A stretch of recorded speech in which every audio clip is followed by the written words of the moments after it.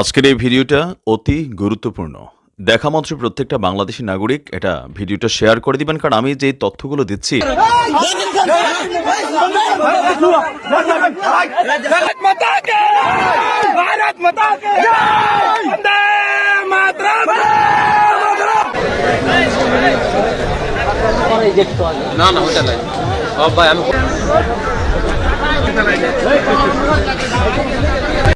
आज भारत दुनिया को कह पाता है कि भविष्य युद्ध में नहीं है,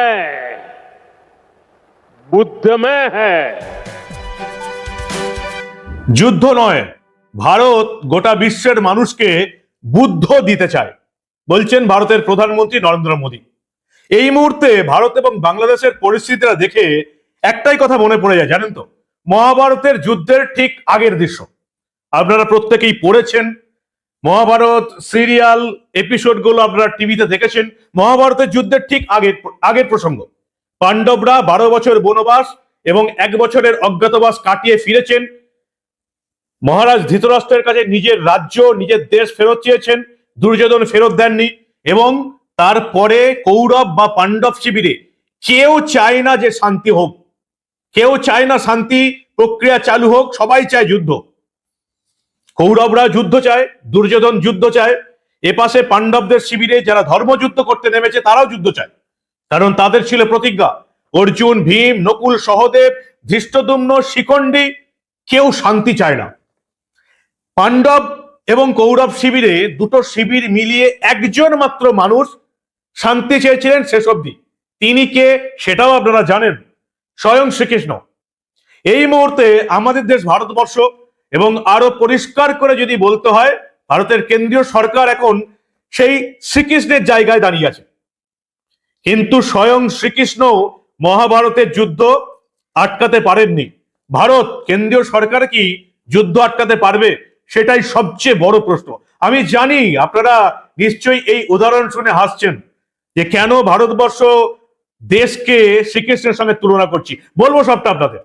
আপনারা জানেন যে তথ্য প্রমাণ ছাড়া কোনো কথা আমি বলি না। এই প্রতিবেদন শেষ অবধি দেখুন। আজকে কি হলো, কেন ভারতকে একেবারে যুদ্ধের দোরগোড়ায় দাঁড় করিয়ে দিচ্ছে মোহাম্মদ ইউনূসের সরকার, শুধুমাত্র একটা লোকের, নোবেল শান্তি পুরস্কার জয়ী একটা অশান্তির লোকের গদি বজায় রাখার জন্য ভারতের পায়ে পা দিয়ে ঝগড়া করছে এবং ভারতকে যুদ্ধে টেনে আনছে। ভারত আর কতকাল সহ্য করবে? আজ কি হলো সবটা দেখাবো আপনাদের। এই প্রতিবেদন শেষ অবধি দেখুন। আমি মানব, দ্য নিউজ বাংলায় আপনাদের স্বাগত জানাচ্ছি। গত কয়েকদিন ধরে ভারতের সীমান্তে কি চলছে আপনারা জানেন। মালদা নদিয়া সীমান্তে ইতিমধ্যে বিএসএফ এর সঙ্গে পায়ে পা দিয়ে ঝগড়া করতে এসছে BGB, border guard Bangladesh. BGB একেবারে পায়ে পা দিয়ে প্রত্যেকটা ক্ষেত্রে ঝগড়া করতে আসছে। মালদার ক্ষেত্রে দেখলেন আপনারা যে একেবারে ভারতের বিএসএফ নিজের জায়গায় কাঁটাতারের ফেন্সিং লাগাচ্ছিল, বিজেপি নিজেদের সীমান্ত পেরিয়ে ভারতের বিএসএফ কে বাধা দিতে হলো, ফেন্সিং লাগানো যাবে না। ত্রিপুরাতে কি হয়েছে আপনারা দেখেছেন, রীতিমতো বিজেপি অনুপ্রবেশকারীদের ঢুকিয়ে বিএসএফ এর উপর হামলা চালালো, অস্ত্র কেড়ে নেওয়ার চেষ্টা করছিল। যেটা আমাদের দেশে সেনা এবং আধা সেনাকে পরিষ্কার বলা আছে, নির্দেশ দেওয়া আছে, অস্ত্র কেড়ে নেওয়ার চেষ্টা হলে পুরো গুলি চালিয়ে দেওয়া হবে। বিএসএফ গুলি চালাতে পারতো, কিন্তু তারা চালায়নি, কারণ ভারত এখনো শান্তি চায়। কিন্তু ওই যে বললাম, দুপক্ষের কেউ শান্তি চায় না, একমাত্র ভারত এবং তার কেন্দ্রীয় সরকার ছাড়া। কৌরব পক্ষ বাংলাদেশ শান্তি চায় না, কারণ ইউনূস নিজের গদি টিকিয়ে রাখতে চান। দেশের অভ্যন্তরে ঝামেলা শুরু হয়ে গেছে। বিএনপি ভোট চাইছে, কিন্তু জামাত এবং ইউনিসপন্থীরা ভোট চায় না, তারা ক্ষমতায় টিকে থাকতে চায়। আর ক্ষমতায় টিকে থাকতে গেলে ভারতের সঙ্গে একটা যুদ্ধ বাড়াতে হবে। তাই পায়ে পা দিয়ে ঝগড়া ত্রিপুরা সীমান্তে, মালদা সীমান্তে। আজকে আমরা দেখলাম বিএসএফ এর সঙ্গে বিজেপির একটা বৈঠক হলো, এবং সেখান থেকে বিএসএফ এবং বিজেপি দুই আধিকারিকরা বেরিয়ে এলেন। কারা ছিলেন এখানে? এখানে আমরা দেখলাম আমাদের তরফ থেকে বর্ডার সিকিউরিটি ফোর্সের তরফ থেকে ছিলেন দক্ষিণবঙ্গ সীমান্তের IG BSF Shri Maninder PS Pawar, এবং বাংলাদেশের পক্ষে ছিলেন commander brigadier general Mohammad Humayun Kabir. আলোচনা হয়েছে, দুদেশের সীমান্ত নিয়ে আলোচনা হয়েছে, শান্তি বজায় রাখার চুক্তি হয়েছে, পারস্পরিক সহযোগিতা বৃদ্ধি, চোরা কারবার আটকানো, আন্তঃসীমান্ত অপরাধ রোখা, সবকিছু নিয়ে আলোচনা চলছে, অনুপ্রবেশ রোখা, উন্নয়নমূলক কাজকর্ম, সবকিছু নিয়ে আলোচনা চলছে যাতে উত্তেজনা না ছড়ায় সে নিয়ে আলোচনা চলছে। কিন্তু কাজের কাজ কি হবে? কিচ্ছু হবে না। ভারতের এলাকায় ঢুকে পুকুর দখল করে দিচ্ছে বিজেপি, বাংলাদেশের সেনা, বর্ডার গার্ড বাংলাদেশ। ভাবুন একবার আস্পর্ধাটা কত দূর গেছে। ওই জন্য মাঝে মাঝে সবসময় আবার শান্তির বাণী ছড়ালি হয় না। শ্রীকৃষ্ণ স্বয়ং আটকাতে পারেননি মহাভারতের যুদ্ধ হয়েছিল, কৌরব বাহিনী ধ্বংস হয়ে গিয়েছিল। পুকুর দখল করে নিচ্ছে। কি ঘটনা ঘটেছে? কোদালিয়া বলে একটা নদী আছে, যে নদীটা বাংলাদেশ থেকে ভারতবর্ষে প্রবেশ করে ইছামতিতে সংযোগ ঘটেছে। এত বছর যাবত এই নদীটা ছিল ভারতের এলাকায়, বিএসএফ পাহারা দিত, ভারতের লোকেরা এখানে সবকিছু করতো, মাছ ধরা থেকে সবকিছু। এই শেষ দু সপ্তাহ এই নদীটা এখন শুকিয়ে গেছে, জায়গাটা বিজেপি বাংলাদেশের যে বর্ডার গার্ড বাংলাদেশ দখল করে নিয়েছে, এবং তারা নিজের মুখে স্বীকার করছে 2 সপ্তাহ ধরে আমরা এটা করছি। বিজেপি কি বলছে দেখুন ভালো করে। বাংলাদেশের সেনা ভারতের নদী এলাকা দখল করার পর কি বলছে দেখুন আপনারা। দেখতে পাচ্ছেন এটা স্থানীয়ভাবে এই নদীটার নাম হচ্ছে কোদলা নদী, আর আমরা অফিসিয়ালি এটাকে আসলে কোদালিয়া নদী হিসাবে জানি।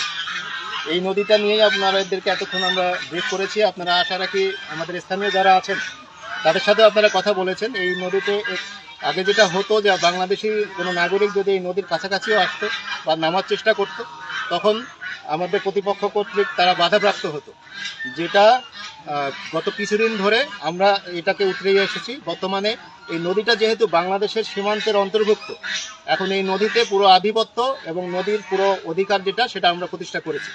এবং বর্তমানে আমাদের প্রতিপক্ষ কর্তৃক আমাদের যারা স্থানীয় জনগণ আছে তারা কোনো রকমের বাধার সম্মুখীন হচ্ছেন না। এবং আপনারা দেখছেন যে আমার বাম পাশে যেই নদীর উপরে দেখছেন এখনই আমাদের লোকজন প্রায় কাজ করছে, বাংলাদেশি মানুষ যারা মাছ ধরার চেষ্টা করছেন। এই অবস্থাটা গত প্রায় 2 সপ্তাহ ধরে আমাদের এখানে চালু আছে। একটা পিলার ছিল 53 নম্বর পিলার, সেটা ভেঙে দিয়েছে, উপড়ে দিয়েছে। যে পিলারটা ছিল একেবারে সেই ব্রিটিশ আমল থেকে 1947 সালে যখন ভাগ হয়েছিল। এই কোদালিয়া নদী একটা পার বাংলাদেশের দিকে, একটা পার ভারতের দিকে। বাংলার গ্রাম, যেখানে বাংলার মানুষ বসবাস করে, এবং এখানে 2400 ভোটার আছে। ওই গ্রামে জনসংখ্যা আছে 4000, 2400 ভোটার। তারা এখন ভেবে পাচ্ছে না কোথায় যাবে। গ্রামের মৎস্যজীবী সৌমিত্র সাদরা বলছে মগের মুলুক চলছে। বাংলাদেশের সেনা পায়ে পা দিয়ে ঝগড়া করছে, আমাদেরকে এখন আমাদের এলাকার পুকুরে নামতে দিচ্ছে না। নতুন সরকার যখন থেকে গঠন হয়েছে তখন থেকে এই ঝগড়া করছে। আরেক বাসিন্দা আনন্দ সাদরা বলছেন বাংলাদেশের লোকেরা এবং সেনাবাহিনীর সহযোগিতা এসে 0 পয়েন্টে এসে আমাদের এলাকায় এসে হামলা করছে, আমাদেরকে পুকুরে নামতে দিচ্ছে না। সবই কি বাংলাদেশ গায়ের জোরে নিয়ে নেবে? আমরা কি বসে বসে দেখবো? আরেক বাসিন্দা বিশ্বজিৎ বিশ্বাস, তিনিও বলেছেন আমাদের এখানে বিএসএফ বিজেপির মিটিং হয়েছে, তারপরেও বিজেপির আগ্রাসন চলছে। 2400 ভোটার, 4000 জনগণ, পুকুর দখল হয়ে গেল। কতদিন আমরা শান্তির বাণী দেব? এবং আজকে একেবারে ফ্ল্যাগ উঁচিয়ে বিএসএফ বিজেপি রীতিমতো বৈঠক করলো, এবং সেই বৈঠক যখন করছে বাংলাদেশের প্রান্ত থেকে ভিজুয়াল দেখুন। এই ভিজুয়ালটা বাংলাদেশের মিডিয়ার করা, এবং পরিষ্কার দেখা যাচ্ছে রীতিমতো বিজেপি ট্রেঞ্চ খুঁড়ে নিয়েছে, যাতে লড়াই চললে ওই ট্রেঞ্চে দাঁড়িয়ে বসে তারা গুলি চালাতে পারে। দেখুন ভালো করে, বাংলাদেশের বিজেপি তারা যাচ্ছে মিটিং করতে, এবং ট্রেঞ্চগুলোর অবস্থা দেখুন, দেখুন আপনারা।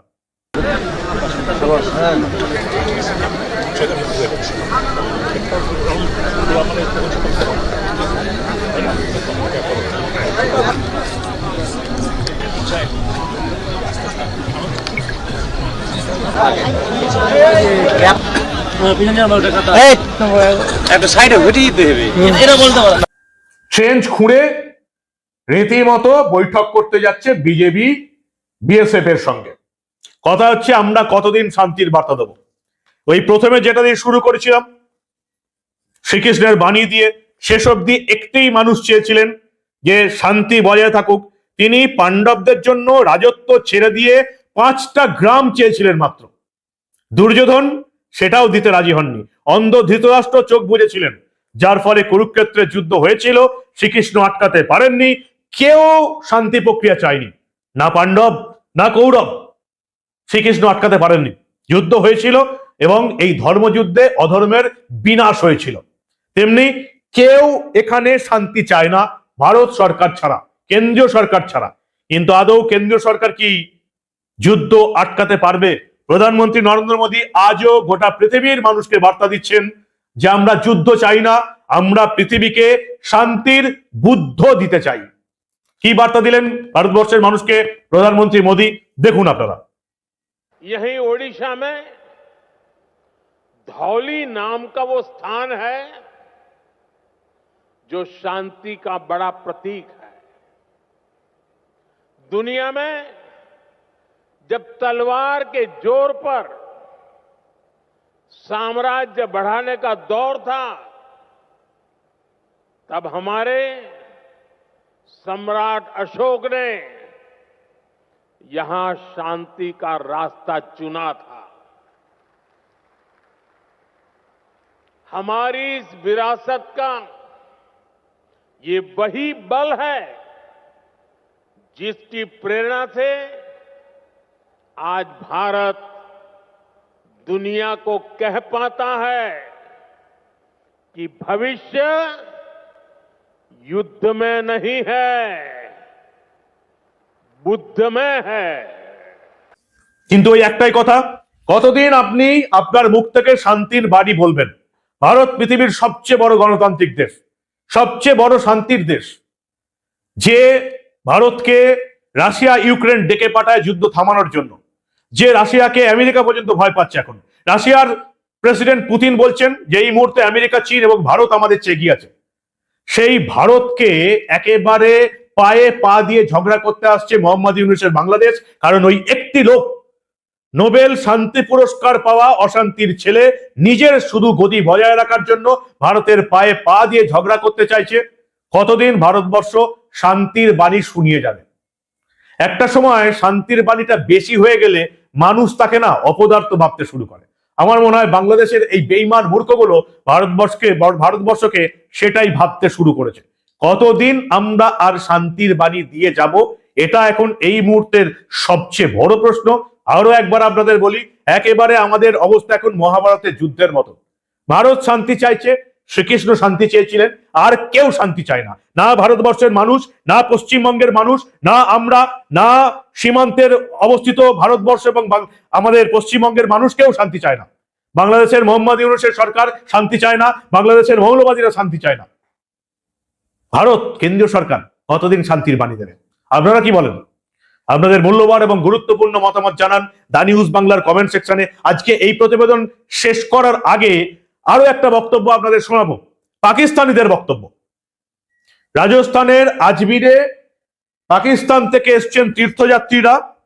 এই আজমিরে যে খাজা মঈনুদ্দিন চিশতি আছে, সেখানে পাকিস্তানের পর্যটকরা এসেছিলেন, তীর্থযাত্রীরা এসেছিলেন। তারা কি বলছেন? তারা এই ৭৭ বছরে শিখে গেছেন যে ভারত তাদের শত্রু নয়। রাজনীতিবিদরা শুধুমাত্র নিজেদের গদি বজায় রাখার জন্য ভারতকে শত্রু বানিয়ে রেখেছে। তারা বলছেন ভারতের সঙ্গে আমাদের শান্তির সম্পর্ক বজায় থাকুক, এটাই আমরা চাই। কি বলছেন পাকিস্তানের তীর্থযাত্রীরা? শুনুন আপনারা। सलाम और दुआएं पाकिस्तान से सबके लिए सलाम और दुआएं। अल्लाह ताला गरीब नवाज का फैजान इसी तरह जारी और सारी रखे और दोनों देश एक दूसरे के करीब आएं और ख्वाजा साहब की बारगाह में आसानियां पैदा हों। 100 पाकिस्तानी आए, लेकिन हमारी दरख्वास्त है 500 से भी ज़्यादा हैं। हिंदुस्तानी भी अपनी मजहबी रसूमात के लिए दरगाहों पर आए और पाकिस्तान से जो मुसलमान हैं वो भी आते जाते रहें। ये अमन का पैगाम है, अमन फैलना चाहिए, हमें किसी सियासत की ज़रूरत नहीं है। मैं हुकूमत हिंदुस्तान का भी शुक्रगुजार हूँ कि उन्होंने हमें बड़ा एहतराम दिया, बड़ी मोहब्बत दी और अल्लाह ताला दोनों मुल्कों में दोस्तियाँ बढ़ाए और मोदी साहब इसी तरीके से सबको वीज़े देते रहें। ख्वाजा साहब की बारगाह में हम आते जाते रहें हमेशा। পাকিস্তানের বাসিন্দারা বুঝে গেছে যে এতদিন তাদের দেশের রাজনীতিবিদরা এই মৌলবাদের অন্ধকারে তাদেরকে কতটা টুপি পরিয়ে এসছে। যারা এতদিন শিক্ষিত হয়েছিল সেই বাংলাদেশি বেঈমানি মূর্খদের কবে ঘুম ভাঙবে? দেশটাকে আরেকটা মৌলবাদী রাষ্ট্র করে তুলছে, সিরিয়ার মতন।